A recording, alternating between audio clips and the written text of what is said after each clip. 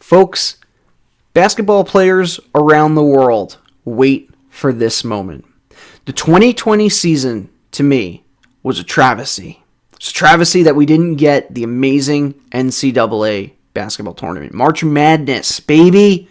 Oh, I get so pumped. And I'm so pumped that my alma mater, the University of Hartford Hawks, is going to be in the tournament for the first time in their history. Super excited for that. Super excited. And for those of you who watched my weekly podcast, know exactly how pumped up I am for the Hawks to be there. But there's so many teams, so many good teams that made it here.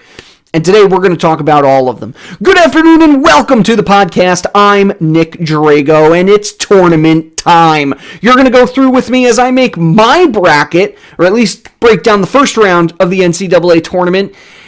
And friends, I think you're going to love what you see. Stick with us because sports starts now!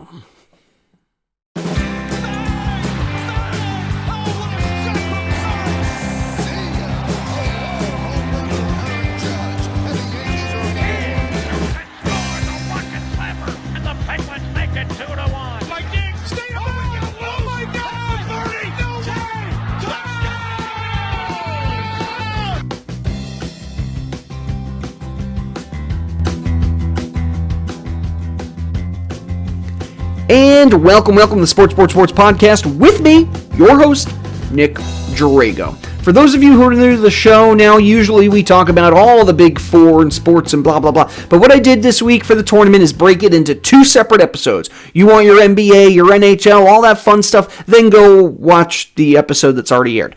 If you're here for tournament talk and basketball and the NCAA tournament, then this is your place to be. And if you're a fan of the University of Hartford Hawks like I am, be ready, because I'm going to name drop them 4 million times. YouTube, you push this to the top. Doesn't matter who they're playing in the first round, it's Baylor at number 1. It doesn't matter that they're a 16 seed and only one 16 seed has ever won a first round game. It doesn't matter. We are all, as Americans, going to root for the University of Hartford Hawks. Caw-caw! So, let's talk tourney here, all right? We're just going to break it down and go right into the tournament. But first, if you like what you hear today, find me on Soundcloud, Twitter, YouTube, and the Facebook. Just type in Sports with Nick Drago. That's me. And you can email me directly, sports3xpodcast@gmail.com. Now, to make our bracket today, we are going to be using ESPN. I know I like to bash them a lot on my show, especially last week's debacle where none of their articles were loading and I just looked like a boob. Well, that's okay, friends. We're going to give them a chance to allow us to make our bracket live with you on the air. This isn't live, but shh, don't tell anybody. Here we go. So, we're going to break this down exactly like they do, right here.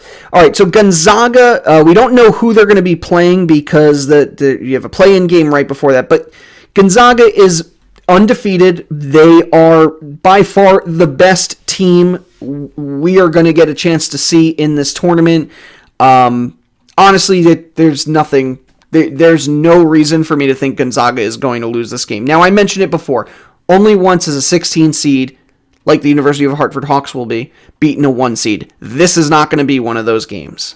All right? They have some amazing players. Corey Crispert, they got Drew Timm, they got Jalen Suggs.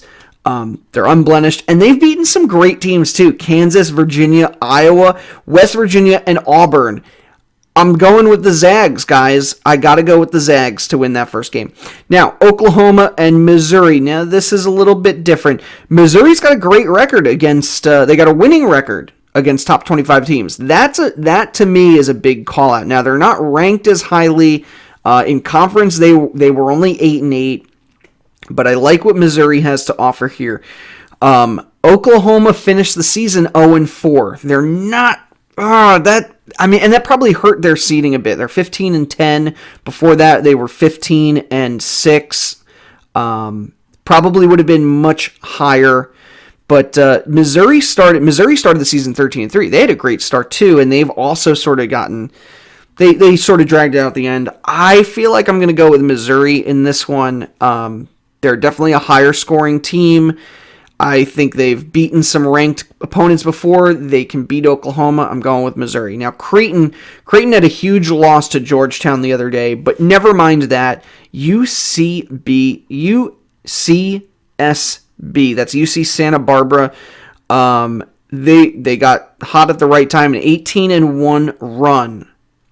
18-1. They have a great record. They're 22-4, but they haven't played a single ranked team all year. Creighton, meanwhile, plays in a very challenging conference, and some of their big. They split a series with Villanova, right? They barely lost to Kansas. They lost by 1 point to Kansas. They beat UConn 3 times and beat Seton Hall twice. And they got a win over Xavier, too. Those were some big wins for Creighton. Yeah, they lost to Georgetown, but honestly, it doesn't matter. Creighton is definitely the team to beat in that matchup. Now, Ohio, not Ohio State, just Ohio, is taking on UVA, Virginia. Now, Ohio's a high-scoring team. They average 73 points per game, over 73 points per game. They've only played one top-ranked school and lost. Virginia is 1-3 against the top 25. But the Cavaliers are the Cavaliers. They had the best record in the ACC this season, but had to withdraw from the tournament, before the semifinals because of a positive COVID case. So that hurts UVA. Maybe they'd be ranked a little bit higher too, but I got to go with Virginia in this one. Now USC, they're going to either take on Wichita or Drake. USC is a fantastic team. Even though they crushed BYU, they lost to UConn, they lost to Colorado. They lost to Colorado 3 times actually. They have some great players, especially Evan Mobley, who's averaging 16.8 points per game. A player like that is pretty darn good, and they're shooting 70% from the free throw line. That's actually kind of crummy. 70% from the free throw line? Wow. Well, either way, I still think USC is the better team, whether it's Wichita or Drake, those play-in game team. I don't know if a play-in game... Yeah, they've won. There's been teams that have won those before. But next up is Kansas and EWU. I'm sure you can already guess who I'm going to pick here. Kansas is 8-6. Let's see. Some of their bigger games. They beat Baylor at 1 point. That's big. Kansas did beat Baylor. They split a series with Oklahoma State, West Virginia. They beat Texas Tech twice. They beat Creighton. They also beat Creighton by 1 point. Kansas is by far they're just a great team. Now they're another one. They had to withdraw from their conference tournament because of COVID-19. But defensively, Kansas has probably one of the best defenses in the country right now, which is why I'm picking them to beat a 14 seed. I mean, come on. No surprises there. Oregon and VCU. Now, both teams have not gotten a single win over top 25 opponent, but they both played one. Let's see here. They beat Memphis by 11. This is VCU. They beat Utah State by 16, St. Louis. They had some big wins there. Oregon's best game was probably against Seton Hall, where they beat them by 13 points. And then lost. They actually lost to Oregon State in the Pac-12, but they had won 11 of 12 games before that point. I think Oregon's clicking right now. Normally in a 7-10 game, I may actually be tempted to go for the 10. But the way Oregon's been over the last few weeks, I just like what the Ducks can do. Just like it. Iowa and GCU. Iowa's another one of those teams. Now, they're 8-5 versus top-ranked opponents. They beat North Carolina by 13. They beat Purdue by 15. They beat Maryland by 22. They beat Wisconsin 3 times. They're not going to lose to a 15 seed in GCU. Sorry. So I'm going to go with Iowa there. All right. Moving into our next bracket here. Michigan. And Michigan's going to play one of these play-in games. Now, I actually don't know who MSM or TX whatever. Jesus. Yeah, I'm not sure. Well, Michigan's a great team. Now, granted, they had to pause midway through the season. They lost one of their best players. Now, they have a great freshman in Hunter Dickinson, 13 points per game, 7 rebounds per game, and 1.4 blocks per game. But Isaiah Livers is on the sidelines, and that's going to hurt them. Now, Michigan, by all means, Michigan is going to get past this this playing game here. No doubt in my mind, Michigan's going to get there. But after that, things get a little shaky. And, maybe next week we'll do the next round and we'll go from there and see what happens. Now, LSU playing St. Bonaventure. My St. Bonaventure friends out there are very happy to see this game happen. They did win 2 games versus VCU. They did win a game against St. Louis. They beat Richmond at one point. Cameron Thomas, though, for LSU, is the SEC Newcomer of the Year. 22.8 points per game. Plus they have Trenton Watford. Plus they have Javonte Smart. LSU has a great team. Now, don't get me wrong, St. Bonaventure is very balanced, but they haven't played any ranked opponents. BPI ranking, they're actually very close, these two teams. But if I have to go with one of the two, I have to go with LSU in this one. Colorado and Georgetown. Oh my God, I love Georgetown coming off a big win over Creighton. Colorado has lost some big games, Tennessee, Oregon, UCLA. Meanwhile, Georgetown's gotten 2 wins over Creighton. They've beaten Villanova. Yeah, sure, they couldn't get past UConn or Syracuse. They beat Seton Hall twice, Xavier once. This is going to be my first upset here. I'm going with Georgetown to upset Colorado. You heard it here first. Way to go, Patrick Ewing. And maybe you're just being like, well, he's a Knicks fan. Of course he's going to go for Georgetown. No. I like what I see, and I'm sticking to him. All right, FSU. Florida State University taking on UNCG, the Spartans. Listen, the UNCG finished the season on a 15-3 run. Yeah, it's an automatic bid. They won they're from the Southern Conference. Now, one of their best players is 2-time Southern Conference Player of the Year and Defensive Player of the Year, Isaiah Miller. He averages 19.3 points per game. The Seminoles are going to have to stop that somehow. But honestly, they have an amazing defense, Florida State. They've never lost to a ranked opponent. That's huge. I mean, they beat Virginia by 21, North Carolina. I like what I see from UNCG. I just think a different opponent might go a better way for them. FSU all the way in this one. I'm going for Florida State. Now, BYU will either take on UCLA or MSU, and this is actually kind of an interesting matchup. So BYU lost 6 games. Well, we don't know who's going to get there, but BYU lost 6 games this season, and 3 of those 6, I should mention, were against Gonzaga, right? They've actually won. They beat one top-ranked opponent. It was either, I'm not sure who it was, maybe San Diego State or Utah State. Those were some of their big wins. BYU,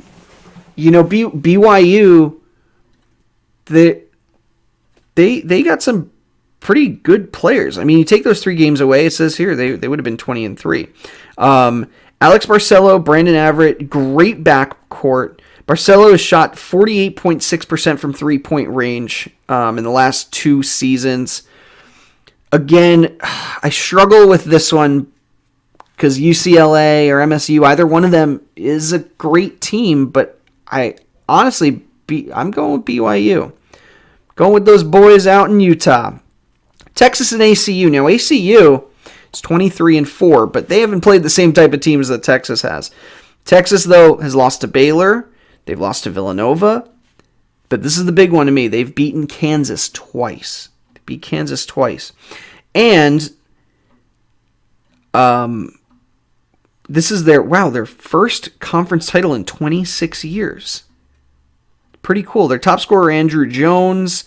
Plus, they have Matt Coleman. They have Courtney Ramey. Wow. This is a tough one. Is it, though? I don't think so. I'm going with Texas. Yeah, Nick, you're picking all the top-ranked teams here. Let's not keep doing that. Well, you know what, though? Well, okay, here's one. I don't like this ranking here. I'm going to go with Maryland over UConn. I'm seeing it right now. So what am I looking at? First off, Maryland's beaten 4 top 25 teams. UConn couldn't beat one. They lost to Creighton 3 times, where Maryland, they lost to Michigan 3 times, but they've beaten Wisconsin, Rutgers, which is in there. They get crushed by Ohio State. UConn has the better record, but Maryland, I think, has the better record from a perspective of who they've played. And they're well above the national average this season in three-point percentage and percentage of points. Yeah. Yeah, I'm going with the Terps. Let's go with the Terps. My wife likes them because they're turtles, so it's a good reason to pick them, right? No, Maryland, I think, is a team to beat here. Now, Iona and Alabama. Now, if you look at their records, Iona's only played a handful of games, and really their only big team they played was Seton Hall, where they lost by 22 points. Meanwhile, Alabama, who, by the way, is usually not this good at basketball. This might be their best season. This might be one of their best seasons ever. Alabama has the SEC Player of the Year and Defensive Player of the Year award and Coach of the Year award, Nate Oates. Roll Tide. Let's go with it. Let's go with Alabama here. All right, friends. Baylor and Hartford. That's right. Baylor versus Hartford. Now, a 16 seed can beat a 1 seed. Okay? Number 1 seeds are 139-1 against a 16. But the last time it happened, 2018, another team from Hartford's America East Conference, UMBC, crushed Virginia by 20 points, shooting only threes. They killed them from 3-point range. Hartford's got it. They have a defense. I never said it was a good one. Not saying it's a bad one. But they have a defense that works. They really need to up their game if they want to beat Baylor. The problem is their shooting, it's not the best. It's not the best, but they can do it. Once this team is locked in, they can be locked in. Now, granted, they haven't played a team quite like Baylor. And Baylor right now is probably everyone's favorite. They've only lost 2 games this year, 1 to Kansas and 1 to Oklahoma State. It pains me to say this, but I gotta pick Baylor. I have to. Oh, the Hawks are so good. You know what? No. I'm gonna pick the Hawks because Hartford. We're just doing it. I'm sorry. I'm going rogue here. And if Hartford wins, I'll probably be the only person in the country to pick them. But I smell it. Smelling an upset. I'm not, but I am. Go Hawks. Caw-caw! All right, moving on from that pick. You can, if you want to ignore the last one, that's totally fine. I understand. But I'm going with it. Going with the Hawks. Let's move on. All right, UNC versus Wisconsin. I like this matchup. This is a good matchup here. Wisconsin's 3-9 against ranked opponents. USC is 2-4. Wisconsin's lost to Michigan twice. They lost to Illinois twice. And they lost to Ohio State. They lost to Iowa 3 times. Plus, the Tar Heels are 4 in their last 6. And some of those were big victories. Florida State, Texas Tech. UNC's biggest... The biggest thing for them is defense. Their defense is great. Wisconsin, they have a high turnover ratio. Oh, look, we're getting a text from Hannah. Let's see if it's anything important. Ready to come upstairs? I'm not, Hannah. I'm sorry. We got to finish this up. But we're going to go with... It sounds like my food is here. I'm going to go with Wisconsin in this one. I think they can force enough turnovers. It's going to slow USC down. Villanova and Winthrop. Now, Winthrop, good for them getting back here. They've only lost 1 team this year. They've only lost to 1 team. But again, not a ranked opponent. Villanova, always one of the top teams in the country. They did lose Colin Giuseppe to his, he had a knee injury. But Jeremiah Robinson Earl, 15.7 points per game, has really made it work for them. Who did they lose to, though? Who did Winthrop lose to? I don't think it says. I don't know. It doesn't say. But yeah, I got to go with Villanova on this one. The 5-12 can that's definitely where you're going to see your upsets. UNT taking on Purdue. Purdue is a fantastic team. Wow, they have the tallest roster in the Big Ten. Their rebounding rate is top notch. UNT's won 4 straight games. They did win the CUSA tournament title, but Purdue, we got to go with Purdue on this. Texas Tech and Utah State. I'm liking what I see from Texas Tech. They are ranked very highly, even though they lost 10 games. They lost twice to Baylor and West Virginia. I got to go with Texas Tech on this one. Come on, where's my buttons here? Okay, Arkansas and Colgate. Wow, good for you, Colgate. Colgate's only lost 1 game themselves, but not a single opponent ranked higher than 75. Wow. Yeah, I'm already telling you that I'm going to go with Arkansas, and they're hot. They've won 12 of their last 13 games. Yeah, they lost to LSU recently, but they led the SEC in scoring with 82.8 points per game. Wow. Yeah, no, Arkansas. Going with Arkansas. Florida and Virginia Tech. Gotta love those Gators, but VT hasn't lost to a single top 25 opponent. Not once. They did lose to North Carolina. They lost to Louisville. They lost to Georgia Tech. Meanwhile, Florida's lost to some good teams. Arkansas, Alabama. And they lost their best player, Keontae Johnson. Yeah, I'm going to go with Virginia Tech. We're going with an upset. Virginia Tech over Florida. All right, Oral Roberts versus Oklahoma State. I love OSU. They're 7-4 against ranked opponents. Yeah, they stumbled a little bit towards the end. They look good in the Big Ten in the tournament. E.J. Linden, Dwayne Washington Jr., wow, combined 30-plus points a night. Not bad.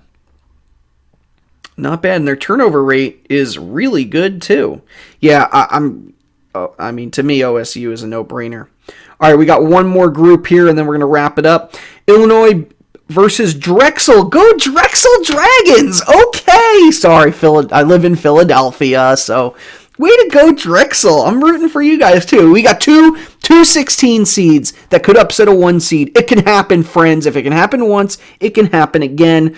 But I do have to pick Illinois in this one. Oh, man, Hannah's texting me again. Oh, man. What's this one? Food's about to be here.